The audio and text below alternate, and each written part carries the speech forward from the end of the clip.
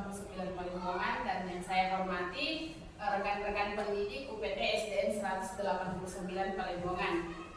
Mohon maaf untuk waktunya Bapak Ibu karena saya mengambil sedikit waktunya untuk menyebarkan pemahaman tentang budaya positif. Ini adalah tugas saya sebagai calon guru penggerak pada modul 1 tentang aksi nyata diseminasi budaya positif. Mohon maaf juga karena saya menggunakan suara yang agak keras karena tidak ada mic. Jadi di sini Bapak Ibu guru, saya ingin meluruskan sebentar bahwa apa yang saya sampaikan nanti di sini adalah bukan untuk menggurui Bapak Ibu, tetapi bagaimana kita menyebarkan pemahaman. Saya menyebarkan pemahaman saya tentang modul yang telah saya pelajari pada pendidikan guru penggerak ini, dan semoga apa yang sama-sama nanti kita pelajari ini bisa kita terapkan nantinya di sekolah kita ini, karena kita tahu bahwa sekarang itu sudah ada paradigma baru tentang kurikulum merdeka. Jadi dari segi pembelajaran, dari segi perangkat, pasti banyak perubahan nanti yang akan terjadi. Di sini saya akan menyebarkan pemahaman tentang budaya positif. Nah, sebelum saya memulai presentasinya, saya akan berpantun dulu. Burung merpati terbang ke awan, menyapa pagi dengan riang gembira. Selamat datang Bapak Ibu sekalian. Izinkan saya untuk memulai presentasi untuk kita semua. Nah, apa sih sebenarnya itu budaya positif? Jadi, budaya positif itu adalah nilai-nilai keyakinan dan kebiasaan yang ada di sekolah kita yang berpihak pada murid sehingga murid dapat berkembang menjadi pribadi yang kritis, penuh rasa hormat dan tanggung jawab. Jadi budaya positif itu adalah salah satu nilai-nilai yang kita yakini di sekolah kita, dan itu yang akan kita kembangkan supaya murid kita itu menjadi pribadi yang kritis, penuh rasa hormat dan tanggung jawab. Nah, seorang guru yang baik harus memiliki kemampuan dalam mewujudkan budaya positif di sekolah. Budaya positif tersebut dapat dijalankan dengan menerapkan konsep-konsep inti seperti, jadi ada 6 konsep inti yang akan kita terapkan nantinya di sekolah kita, insya Allah. Apabila tidak bisa sekaligus, mungkin satu persatu bisa kita terapkan seiring berjalannya waktu, sehingga nanti konsep inti tersebut bisa kita terapkan semua dan menjadi budaya positif di sekolah kita.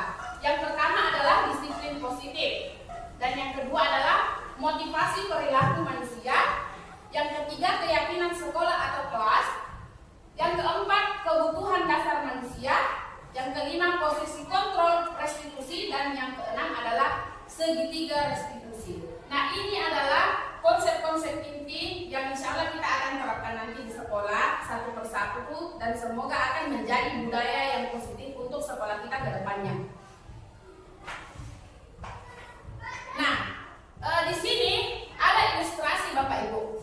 Misalnya Anda dan teman Anda akan melakukan kegiatan cobalah buka. Anda adalah A, misalnya Pak Upa adalah A. Kemudian tugas Pak Upa adalah mengepalkan salah satu tangan Bapak. Jadi kita mengepalkan seperti ini. Kemudian coba bayangkan bahwa Anda menyimpan sesuatu di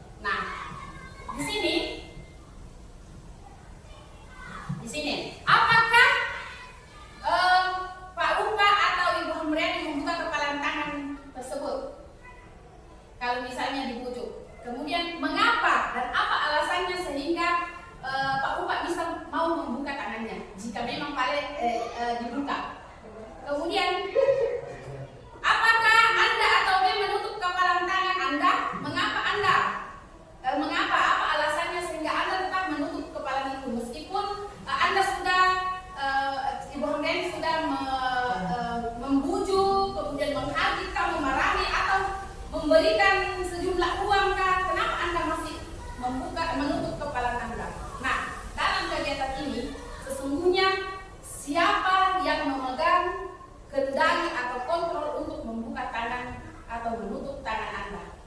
Kira-kira Bapak Ibu, saya bertanya dulu. Siapa yang kira-kira yang memegang kendali? Apakah Pak Upa atau Ibu Handriani? Opa, saya kira Opa. Ya, apa Pak? Saya kira Opa. Kira-kira apa alasannya sehingga Bapak mengatakan bahwa Pak Upa yang memegang kendali? Begini, karena barangkali mereka tidak membuka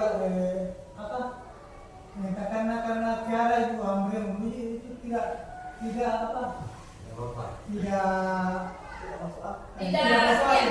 akal atau tidak sesuai dengan keinginan Bapak. Caranya seperti menghardi dan lain sebagainya itu kan bukan hanya sifatnya membunyi yang membangun. Ya, oke. Terima kasih Pak. Terima kasih Bapak Ibu.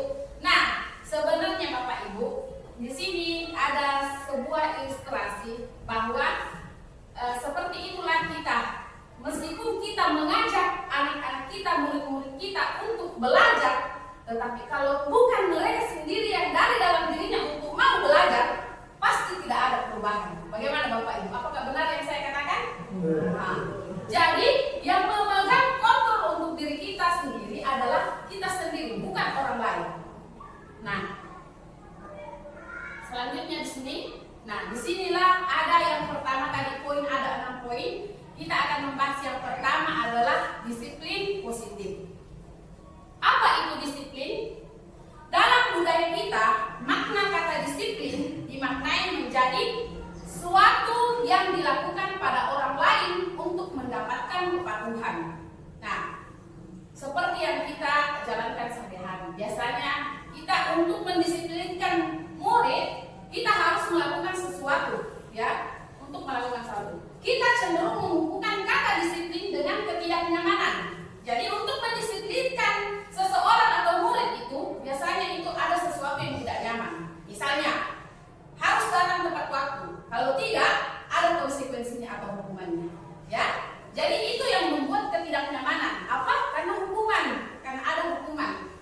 Nah, bukan karena nilai-nilai yang mereka hargai atau tujuan yang mulia. Jadi sebenarnya untuk menerapkan disiplin positif itu, kita itu harus menanamkan pada diri kita sendiri bahwa ada nilai-nilai yang saya yakini pada diri saya untuk saya jalani, bukan karena ada hukuman yang harus saya jalani apabila tidak saya melaksanakan atau ada ketidaknyamanan. Misalnya saya tidak lambat datang ke sekolah karena menghindari ketidaknyamanan kepada kepala sekolah, bahwa nanti kalau saya terlambat saya tidak enak dengan kepala sekolah, begitu. Jadi harus ada dalam diri kita nilai-nilai keyakinan itu untuk mencapai tujuan yang mulia, untuk menerapkan disiplin positif tersebut. Nah, di sini ada rangkaian disiplin dari kata Latin disiplina, kemudian disiplina dari di sini artinya belajar. Kemudian disipel adalah murid atau pengikut.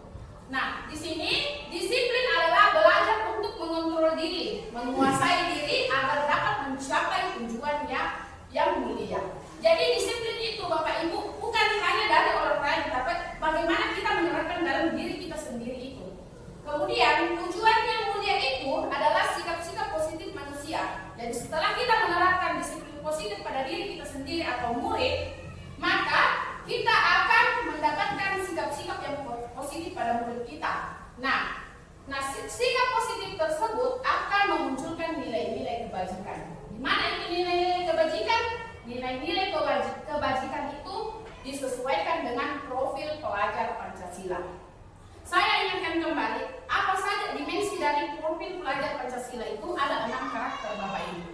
Yang pertama adalah beriman, bertakwa kepada Tuhan Yang Maha Esa, dan berakhlak mulia.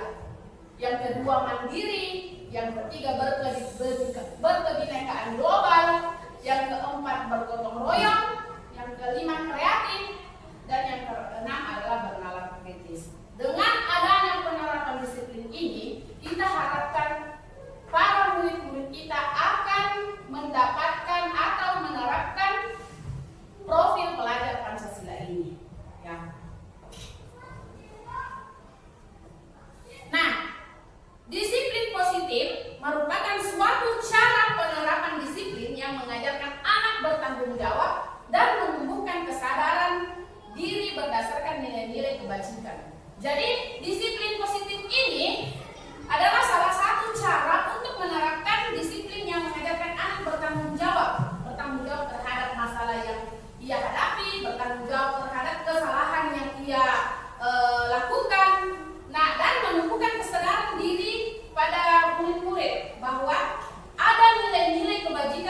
tidak saya tunjukkan, misalnya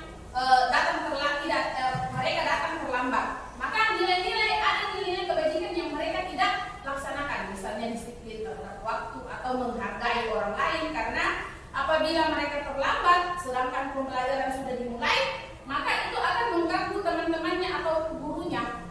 Nah, itu adalah nilai-nilai yang biasa mereka tidak laksanakan atau tidak hargai. Maka ada kata disiplin positif. Nah, ini bagaimana kita mengarahkan murid untuk melakukan sesuatu untuk memunculkan nilai-nilai kebajikan pada diri mereka.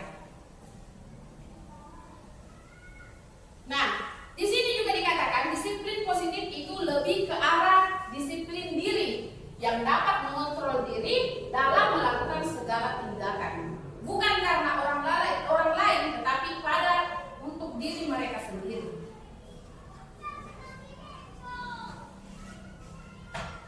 Nah, disiplin positif juga dapat membuat murid memahami dan menyadari berdasarkan motivasi internal, bukan akibat paksaan, ujian ataupun hukuman. Begini Bapak Ibu, biasa itu ada anak-anak murid kita, kalau misalnya dia mau mengerjakan tugas, apakah karena dia mau mengerjakan tugas karena takut dimarahi oleh guru, atau karena dia ingin dipuji, atau karena memang kesadaran dari dirinya masing-masing. Yang selama ini kita dapatkan pada murid-murid kita seperti apa? Pasti yang pertama atau yang kedua, yaitu takut atau akan hukuman atau dari gurunya, atau karena ingin dipuji. Yang lebih sering adalah karena ingin dipuji, karena memang begitu adalah kodrat anak-anak, selalu ingin dipuji. Tetapi disinilah kita bagaimana bisa memberikan pemahaman kepada murid untuk menyadari berdasarkan motivasi internal, artinya dalam diri kita, bukan dari luar, bukan rujukan atau paksaan dari luar, tetapi dalam diri murid itu sendiri. Nah, poin yang kedua tentang budaya positif adalah motivasi perilaku manusia. Ini berhubungan dengan disiplin positif. Nah, ada 3 motivasi perilaku manusia. Yang pertama itu untuk menghindari ketidaknyamanan atau hukuman. Nah, seperti yang tadi saya katakan, jika murid mengerjakan tugas, apakah perilakunya itu untuk menghindari ketidaknyamanan atau hukuman? Kemudian apakah untuk mendapatkan imbalan atau penghargaan dari orang lain? Atau untuk menjadi orang yang mereka inginkan dan menghargai diri sendiri dengan nilai-nilai yang mereka percaya? Nah, di sini yang seperti kita ketahui, murid-murid kita meskipun kebanyakan ada di poin pertama atau kedua, tetapi yang ingin kita tunjukkan adalah Bapak Ibu yang ketiga, untuk menjadi orang yang mereka inginkan dan menghargai diri sendiri dengan nilai-nilai yang mereka percaya. Itu yang kita inginkan Bapak Ibu. Nah, selanjutnya tentang keyakinan sekolah atau kelas. Nah, keyakinan sekolah atau kelas itu guru yang berperan dalam mewujudkan terbentuknya keyakinan sekolah atau kelas dengan adanya kesepakatan antara guru dan murid. Paradigma baru sekarang itu Bapak Ibu ada namanya tentang keyakinan sekolah atau kelas. Jadi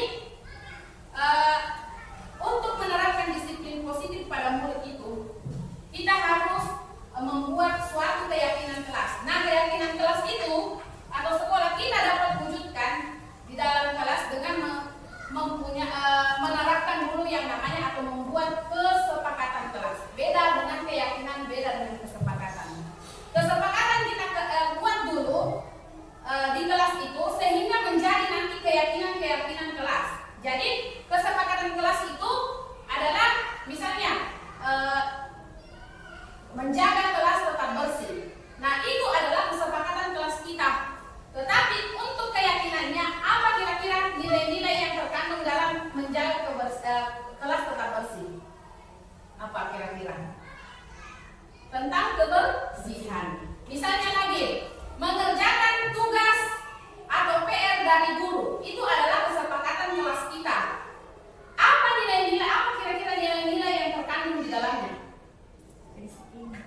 kedisiplinan, apalagi kira-kira bertanggung jawab. Nah, itu adalah keyakinannya. Jadi kesepakatan itu kata-kata yang berbentuk positif, sedangkan untuk nilai keyakinannya itu nilai-nilai keyakinan itu seperti nilai kebajikan, disiplin, bertanggung jawab, mandiri, ya. Nah, keyakinan sekolah atau kelas berupa pernyataan-pernyataan universal yang mudah diingat dan dipahami dan harus diterapkan di lingkungan sekolah. Nah, keyakinan kelas ini apabila sudah diterapkan, kesepakatan kelas yang telah kita terapkan nanti mulai dari kelas 1 sampai 6, dan itu akan menjadi keyakinan sekolah kita dan menjadi budaya positif di sekolah.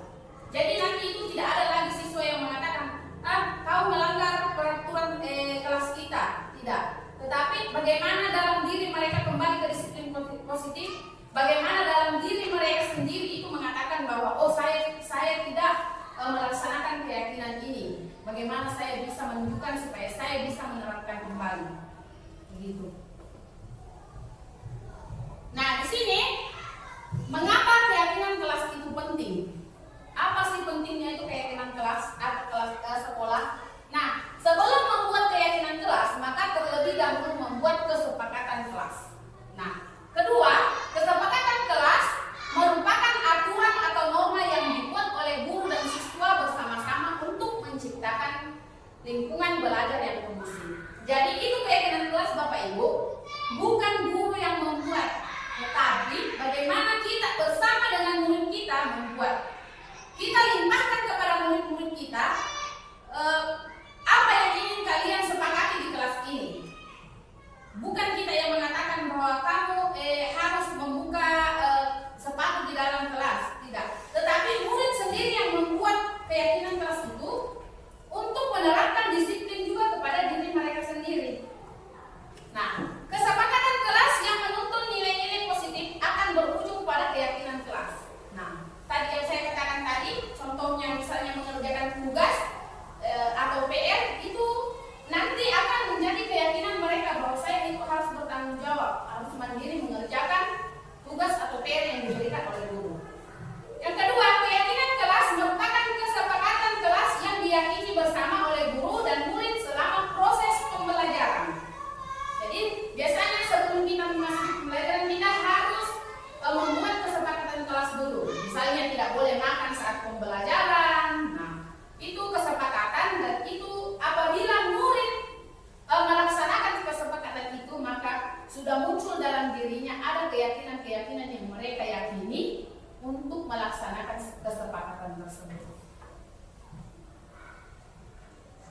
Nah, di sini kemarin ada RHK kita tentang penerapan disiplin positif. Jadi di sini kita bisa mengambil target perilaku berdasarkan indikator pilihan. Di sini guru melakukan refleksi dinamika kelas untuk menerapkan kesepakatan kelas, atau guru melakukan penguatan positif terhadap perilaku yang sesuai atau mendukung kesepakatan kelas. Yang ketiga, guru memfasilitasi peserta didik menyadari konsekuensi dan memperbaiki perilaku melanggarnya. Nah, ini adalah salah satu yang bisa kita lakukan dalam penerapan disiplin positif tentang keyakinan kelas. Nah, di sini ada beberapa cara Bapak Ibu untuk membuat kesepakatan atau keyakinan kelas. Yang pertama itu mempersilakan warga sekolah atau murid-murid di sekolah atau kelas untuk bercurah pendapat tentang peraturan yang perlu disepakati di sekolah. Jadi kita memberikan pendapat kepada murid, apa kira-kira yang ingin kita sepakati di kelas kita. Ya, kemudian mencatat semua masukan-masukan para murid atau warga sekolah di papan tulis atau di kertas besar. Kemudian di mana semua anggota kelas atau sekolah itu bisa melihat hasil curah pendapatnya. Jadi seperti yang saya lakukan kemarin sebelum pembelajaran, saya menulis dulu apa kira-kira yang ingin kalian sepakati di kelas ini. Nah, siswa itu antusias.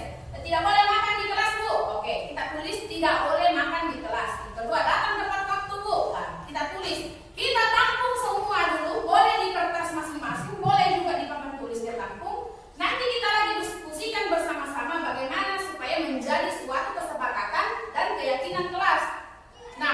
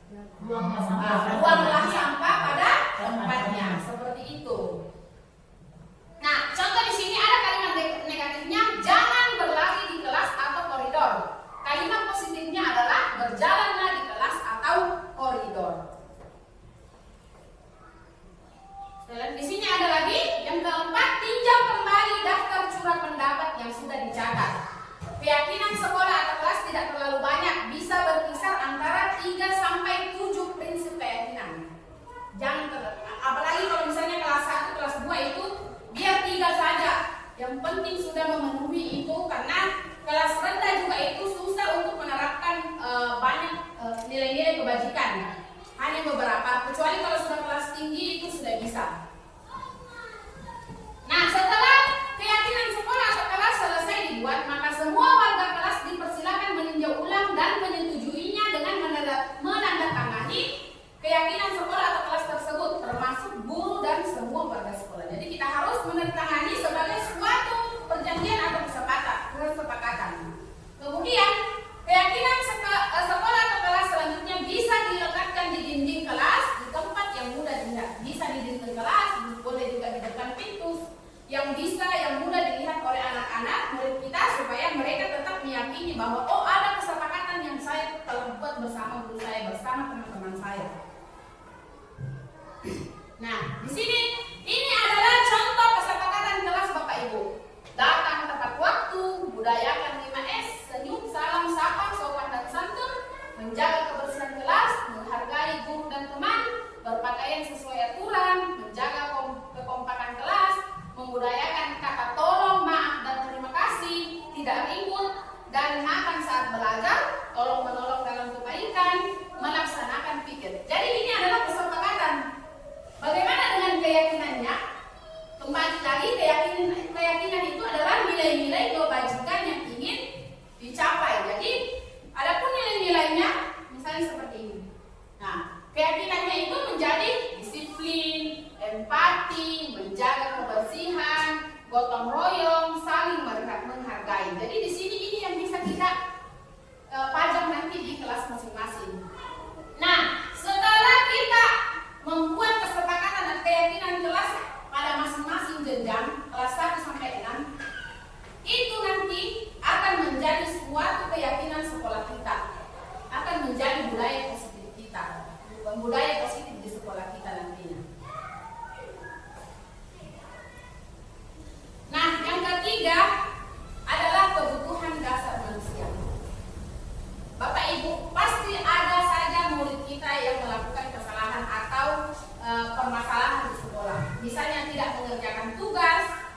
Kira-kira kalau mereka tidak mengerjakan tugas, biasanya kita itu mengatakan malas memang, begitu memang dia, selalu dia.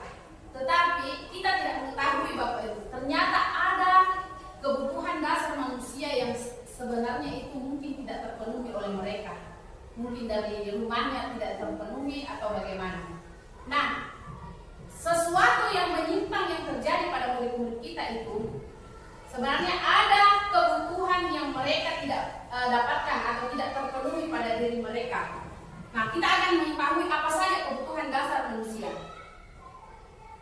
Nah, di sini yang tadi saya jelaskan, ketika seorang murid melakukan suatu perbuatan yang bertentangan dengan nilai-nilai kebajikan atau melanggar peraturan, hal itu sebenarnya dikarenakan mereka gagal memenuhi kebutuhan dasarnya.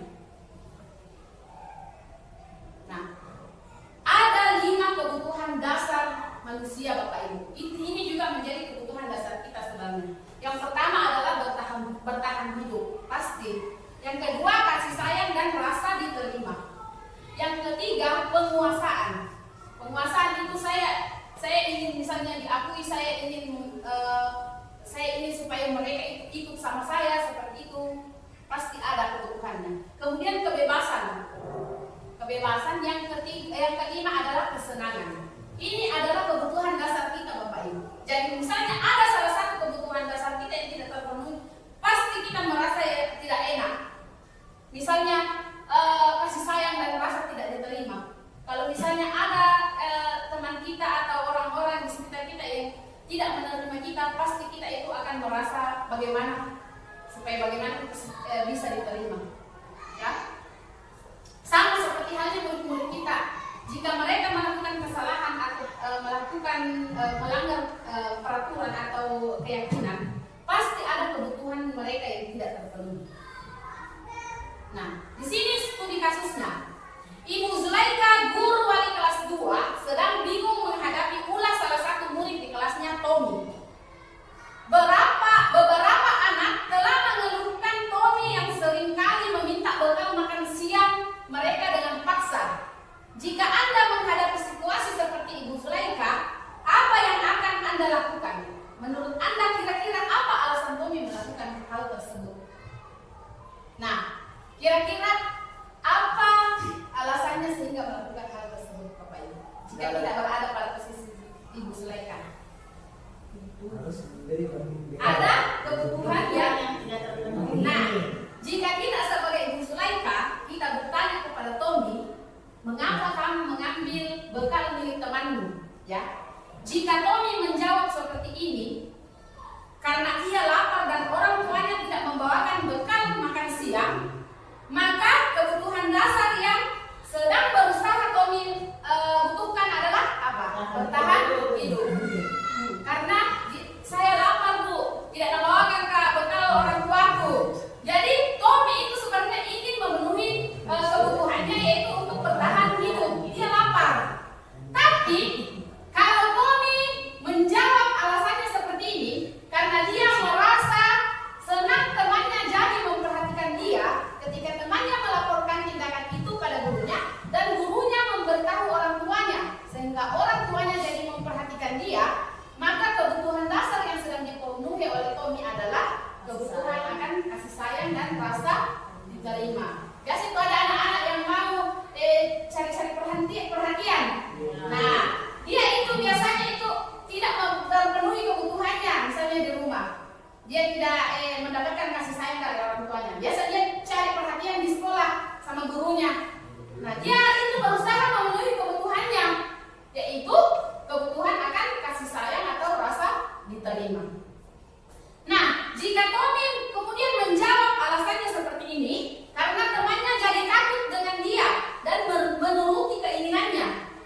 Nah, maka sebetulnya Tommy sedang berusaha memenuhi kebutuhan dasarnya akan kekuasaan. Dia ingin supaya dituruti semua permintaannya Tommy. Jadi dia ingin mendapatkan kekuasaan. Ya. Nah, kemudian yang keempat itu, jika alasannya karena dia bosan dengan bekal itu saja. Aku mamaku itu terus di bekalku, ikan goreng sama nasi, tidak ada yang lain. Sedangkan temannya itu selalu berganti-ganti. Maka dia ingin memenuhi kebutuhannya akan kebebasan. Dia ingin bebas untuk mau makan yang lain, bukan itu saja. Nah, kemudian yang kelima, jika alasan Tommy mengatakan bahwa karena iseng saja dan ia menikmati ekspresi wajah teman-temannya yang kesal. Atau jika suka kalau misalnya kesali temannya, suka kalau marah-marah. Ya. Jadi Tommy itu sedang memenuhi kebutuhannya akan kesenangan, karena dia hanya iseng-iseng saja. Nah, jadi Bapak Ibu, kesimpulannya, kalau kita misalnya mendapatkan murid kita seperti itu, kita harus tahu dulu apa alasan murid kita melakukan hal tersebut, sehingga kita tahu bahwa ini anak, ini murid sedang memenuhi kebutuhannya yang tidak terpenuhi dari rumah. Maka bagaimana cara kita supaya bisa memenuhi kebutuhan tersebut? Ya. Lanjut di sini posisi kontrol restitusi. Nah, disinilah salah satu yang bisa kita menjadi kembali bercermin terhadap perilaku kita, Bapak Ibu. Termasuk saya setelah mempelajari modul ini, saya saat mempelajari modul ini benar-benar melakukan perenungan terhadap apa yang telah saya lakukan pada murid-murid kita sebelumnya. Di sini ada posisi kontrol restitusi. Nah, ada 5 Bapak Ibu posisi kontrol restitusi. Yang pertama itu guru sebagai penghukum, yang kedua guru sebagai pembuat merasa bersalah, yang ketiga guru sebagai teman, yang keempat guru sebagai pemantau, dan yang kelima adalah guru sebagai manajer. Saya lanjut. Nah, di sini ada ilustrasi posisi sebagai penghukum.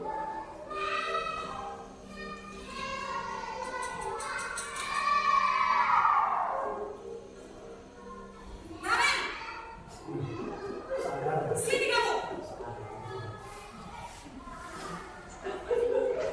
Selalu terlambat. Kamu deh pasti terlambat. Maaf Bu,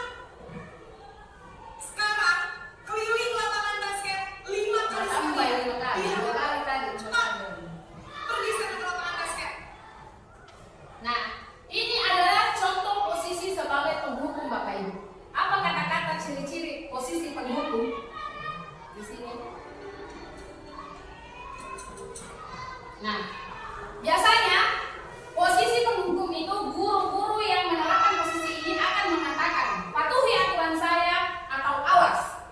Kemudian ada juga yang mengatakan kamu selalu saja salah atau selalu pasti selalu yang terakhir selesai.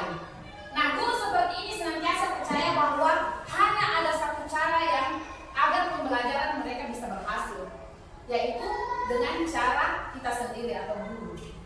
Nah, apabila kita menerapkan posisi seperti ini Bapak Ibu, maka hasil yang akan kita dapatkan adalah kemungkinan murid akan marah dan mendendam atau bersifat agresif. Bisa jadi sesudah kembali duduk, murid tersebut akan mencoret-coret bukunya atau meja tulis. Kemudian lebih buruk lagi, sepulang sekolah biasanya itu meletuskan di ban motornya gurunya karena saking dendamnya dengan yang namanya karena gurunya seperti itu.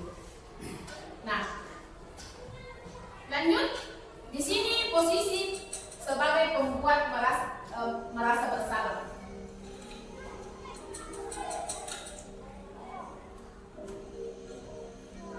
Naren,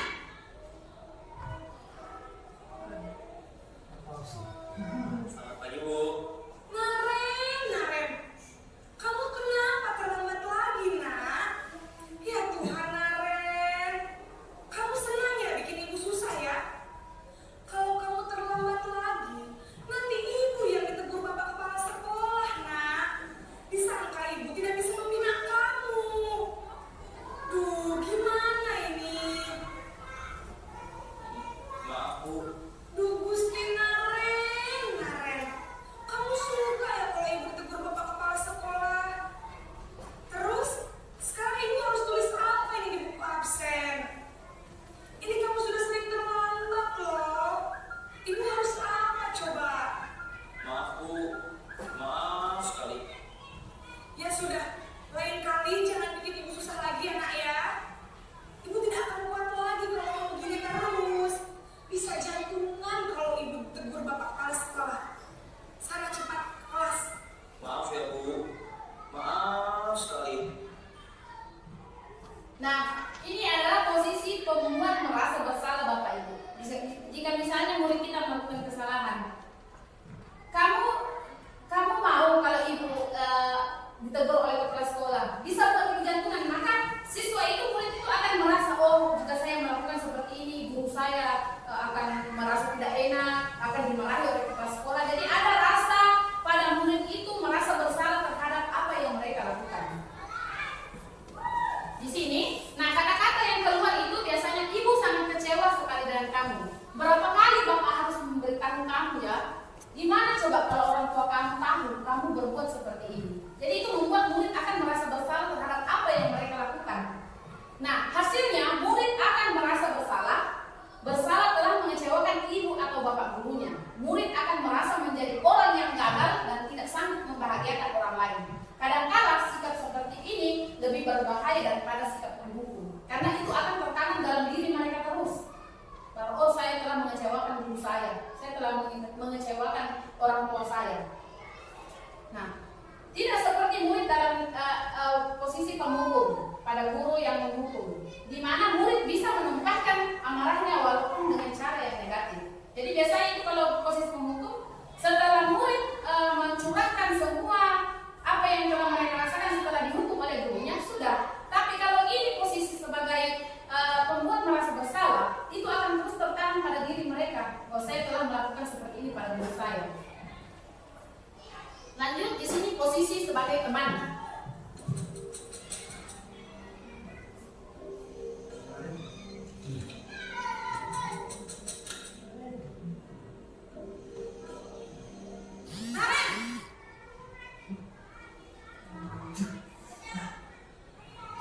Selamat pagi, Bu. Wah, sudah jam berapa ini nak? Terlambat lagi ya sayang. Iya, Bu. Habis ibu saya belum membangunkan saya, Bu.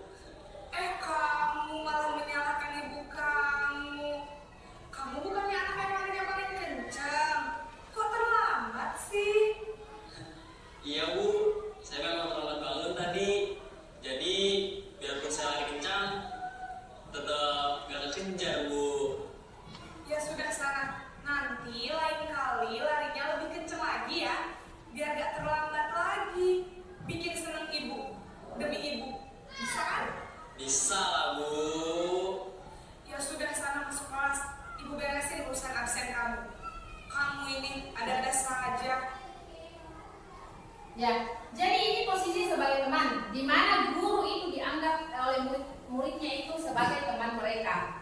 Jadi apa yang membuat murid menjadi seperti ini? Apa kira-kira hasilnya? Maka itu nanti murid akan selalu bergantung kepada gurunya. Apabila tidak bisa melaksanakan tugas, maka dia terus bergantung kepada gurunya tersebut.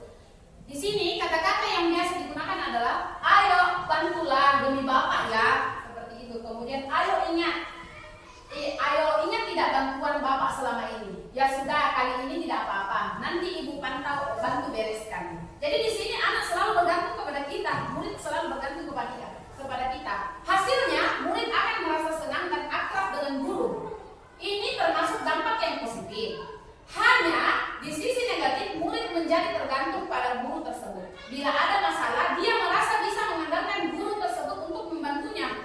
Nah, akibat lain dari posisi teman ini, apabila ia membuat suatu kesalahan lagi, kemudian guru itu tidak bisa membantunya, maka dia akan dan belum tentu berlaku yang sama dengan guru atau orang lain. Di sini hanya akan berbuat sesuatu apabila guru yang berposisi sebagai teman itu yang dia turuti. Kalau yang bukan guru seperti itu, dia tidak akan menurutinya seperti itu. Lanjut, di sini ada posisi pemantau atau monitor.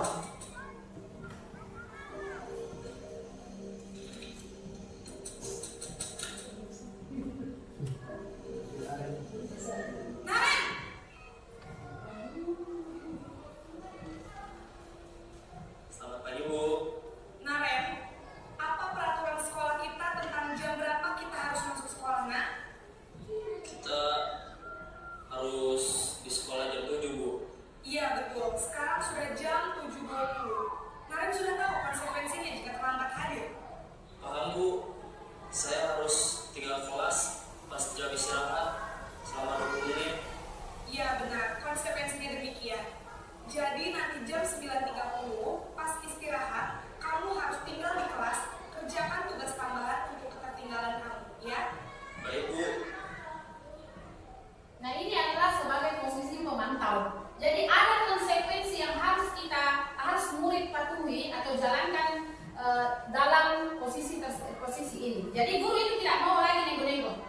Harus laksanakan apa konsekuensi apabila kita datang terlambat atau tidak mengerjakan tugas. Nah, di sini kata-kata yang biasa muncul itu adalah peraturannya apa? Apa yang telah kamu lakukan? Sanksi atau konsekuensinya apa? Jadi kita menanyakan kepada murid, apa konsekuensinya apabila melakukan hal tersebut. Nah, seorang pemantau sangat mengandalkan perhitungan, catatan data yang dapat digunakan sebagai bukti atas perilaku seseorang. Posisi ini akan menggunakan stiker, strip catatan atau daftar cek. Murid memahami konsekuensi yang harus dijalankan karena telah melanggar salah satu peraturan sekolah. Guru tidak menunjukkan suatu emosi yang berlebihan, menjadi marah atau membuat mereka merasa bersalah.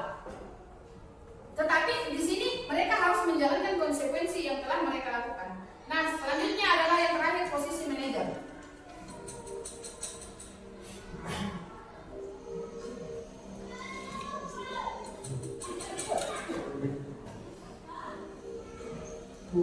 Naren!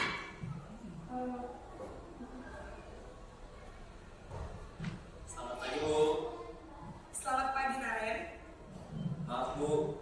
Saya terlambat. Iya, sekolah masuknya jam 7, sekarang sudah jam 7.20. Jadi sekarang bagaimana nih, Naren? Maaf, Bu. Saya lupa setel alarm saya semalam. Baiklah, menurut kamu, keyakinan sekolah yang mana yang perlu kamu tingkatkan?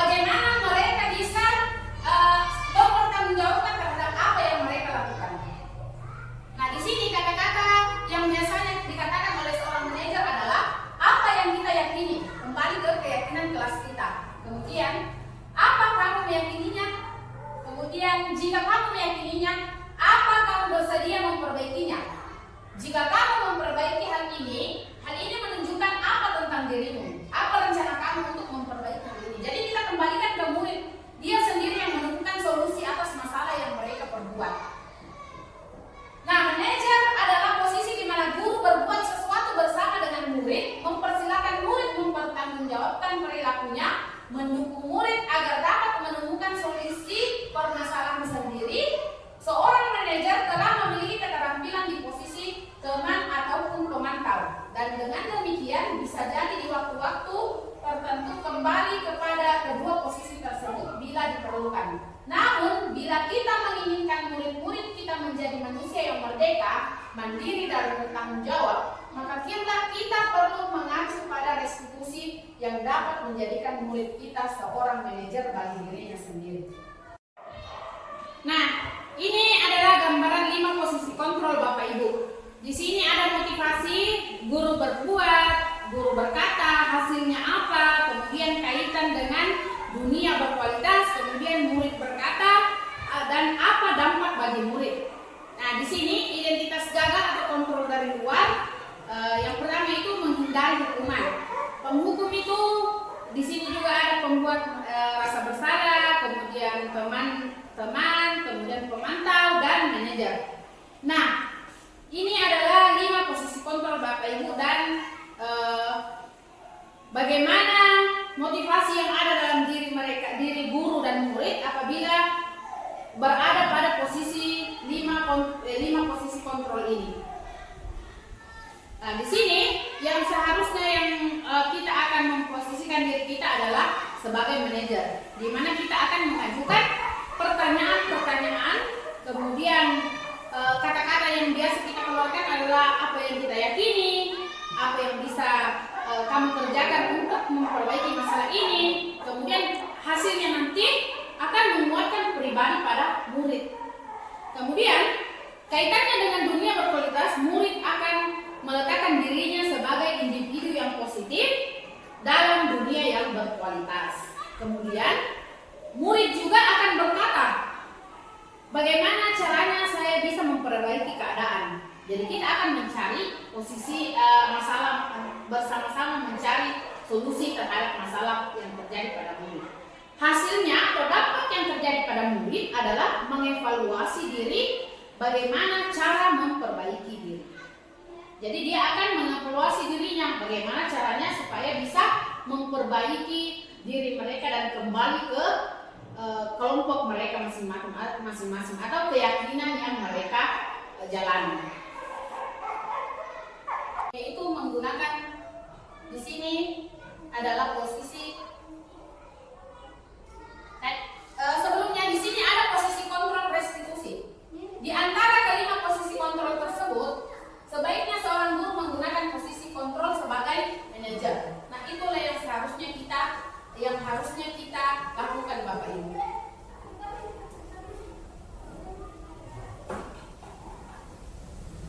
Nah, sebagai manajer, guru dapat berbuat sesuatu bersama dengan murid, mempersilahkan murid bertanggung jawab dan mendukung murid agar dapat menemukan solusi tersebut. Bukan kita yang mengatakan bahwa kamu harus seperti itu, tetapi bagaimana murid itu bisa muncul sendiri dalam dirinya untuk melakukan atau memperbaiki apa yang telah mereka lakukan, kesalahan apa yang telah mereka lakukan. Kemudian, selain itu posisi manajer mengacu pada restitusi yang dapat menjadikan murid sebagai manajer bagi dirinya sendiri, sehingga dapat tercipta identitas positif pada diri murid. Nah, saat murid kita melakukan kesalahan, ada suatu kegiatan, ada sesuatu yang bisa kita lakukan untuk bagaimana murid tersebut bisa kembali ke dirinya sendiri dan meyakini kembali apa yang mereka telah yakini. Apakah itu? Nah, bagaimana cara kita untuk menerapkan hal tersebut? Ada namanya segitiga restitusi. Ini adalah poin yang terakhir pada budaya positif. Nah, segitiga restitusi merupakan proses untuk menciptakan kondisi bagi murid untuk memperbaiki kesalahan sehingga mereka bisa kembali pada keyakinan kelas dan menumbuhkan budaya positif dalam diri. Nah, segitiga restitusi itu ada 3 tahap. Yang pertama itu menstabilkan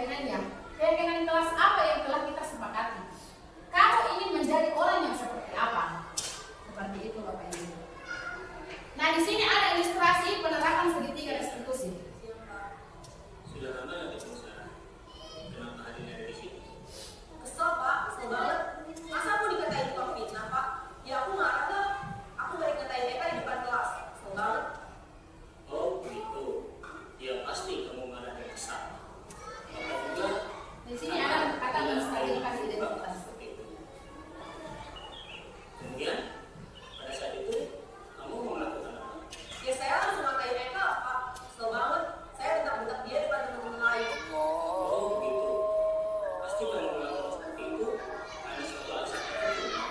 Iya lah, saya diam saja Pak. Ya saya bela diri lah. Masa saya dituduh tukang fitnah? Ya wajar lah. Mempertahankan harga diri itu sesuatu yang penting.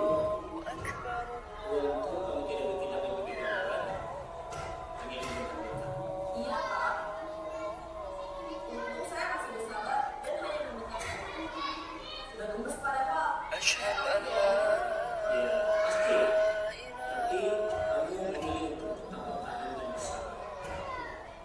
Kamu memilih untuk tidak berbuat lebih parah lagi. أشهد أن لا Sekarang coba kita lihat tindakan kamu yang dilakukan jelas. Tindakan kamu itu kira-kira sesuai dengan keyakinan kelas atau prinsip kamu tidak? أشهد أن Capek Pak di rumah. Jadi keyakinan atau prinsip kamu itu sesuai dengan keinginan kamu. Ya, saya sebenarnya sangat menghargai orang lain. Mungkin saat itu saya menjadi أشهد أن jadi tidak menunjukkan sikap itu. محمد Kamu meyakini tidak? Menghargai orang lain itu penting. Yakin lah Pak. Iya, setuju. Kita harus saling menghargai. Namun ada juga حي على الصلاة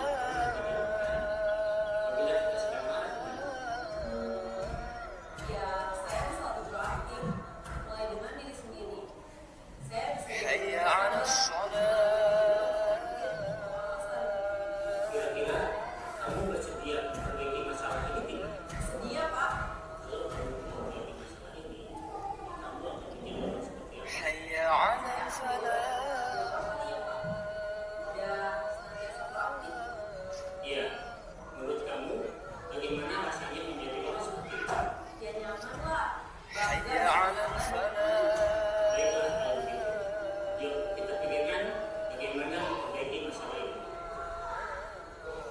Nah, ini adalah penerapan segitiga restitusi guru, Bapak Ibu. Nah, di sini guru itu posisinya adalah sebagai manajer dan dia itu bagaimana caranya supaya murid itu menemukan solusi terhadap masalah yang ia hadapi, masalah yang ia lakukan. Nah, bukan guru yang memberikan solusi, tapi dia bersama dengan murid mencari solusi bagaimana supaya kembali ke keyakinannya, keyakinan kelas mereka. Nah, di sini menstabilkan identitas, saya kembali menstabilkan identitas dilakukan berdasarkan prinsip bahwa membuat kesalahan adalah bagian dari proses pembelajaran yang nantinya akan menggeser identitas gagal ke identitas sukses. Kemudian, menstabilkan identitas itu biasanya berbuat salah itu hal yang manusiawi. Tidak ada manusia yang sempurna. Kita pasti bisa menyelesaikan permasalahan ini. Bapak Ibu tidak tertarik untuk mencari tahu siapa yang benar atau siapa yang salah. Bapak Ibu lebih tertarik untuk menyelesaikan masalah. Kalau kamu menyalahkan dirimu sendiri terus-menerus, apakah kamu bersikap baik pada dirimu sendiri? Di sini tahap menstabilkan identitas. Kemudian pada tahap validasi tindakan yang salah. Validasi tindakan yang salah dilakukan berdasarkan prinsip bahwa setiap perilaku berupaya memenuhi suatu kebutuhan tertentu, sehingga guru atau orang tua akan bergeser dari pemikiran stimulus respon menjadi proaktif, serta akan lebih mengenali dan mengakui kebutuhan murid atau anak. Biasanya kata-katanya adalah kamu pasti punya alasan mengapa melakukannya. Apa yang penting bagi kamu? Kamu boleh tetap berusaha menjaga sikap itu, tapi tambahkan sikap yang lain yang baru. Maukah kamu belajar cara lain untuk mendapatkan yang kamu butuhkan tanpa harus memukul? Kemudian pada tahap terakhir adalah menanyakan keyakinan. Menanyakan keyakinan dilakukan dengan memberi pertanyaan-pertanyaan bermakna kepada murid atau anak untuk memunculkan motivasi secara intrinsik, artinya motivasi dalam diri mereka, sehingga mampu mengaitkan keyakinan dengan tindakan yang salah. Biasanya kata-kata yang dikatakan adalah apa nilai yang kita percaya di sekolah kita, nilai-nilai apa yang telah kita sepakati. Kelas yang ideal itu seperti apa sih? Kamu ingin jadi anak seperti apa? Apa yang kamu rasakan ketika kamu melakukan itu? Kamu menjadi orang yang seperti apa? Biasanya seperti itu.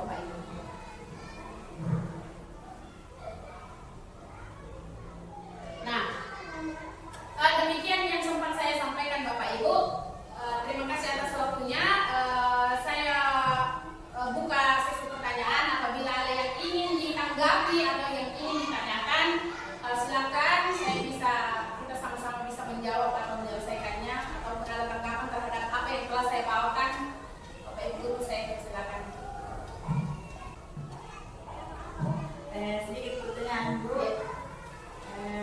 Apa inti atau perbedaan mendasar antara keyakinan kelas dengan aturan kelas?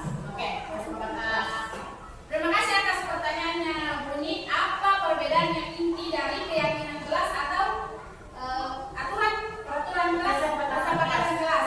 Seperti yang tadi saya jelaskan, kesepakatan kelas itu adalah kalimat-kalimat yang positif atau yang universal. Biasanya seperti membuang sampah pada tempatnya, ya itu adalah salah satu kesepakatan kelas.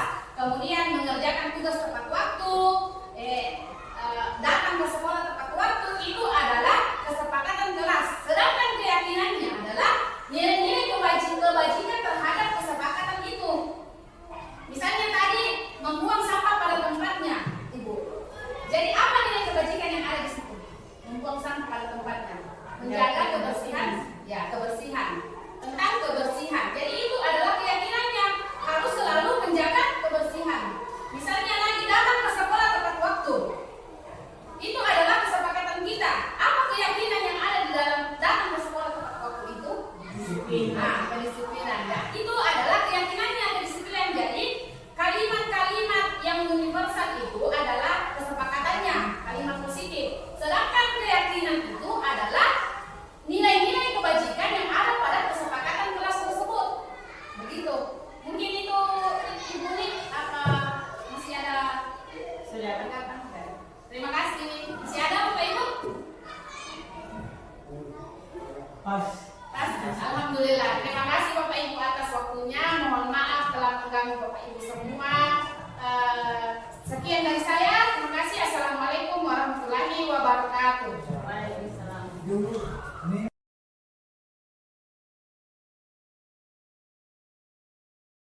Oke, assalamualaikum warahmatullahi wabarakatuh.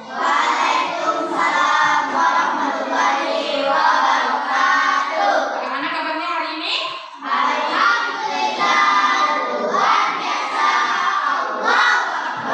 Alhamdulillah. Jadi sudah siap belajar? Nah, sebelum pembelajaran dimulai, ada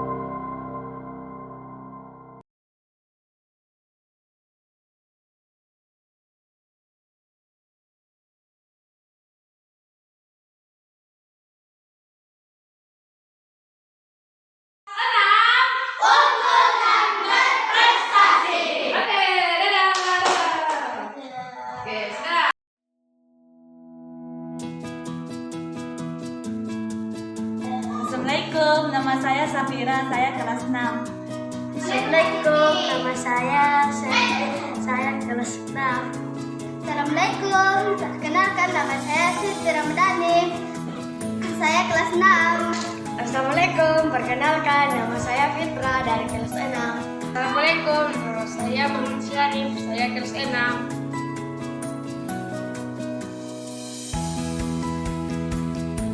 Saya senang dan bersemangat dalam keyakinan kelas 6.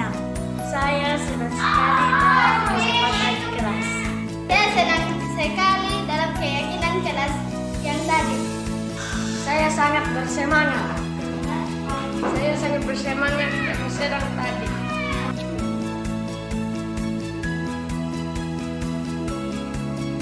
Ia sangat penting. Ia sangat penting. Ia sangat penting. Penting sekali. Sangat penting.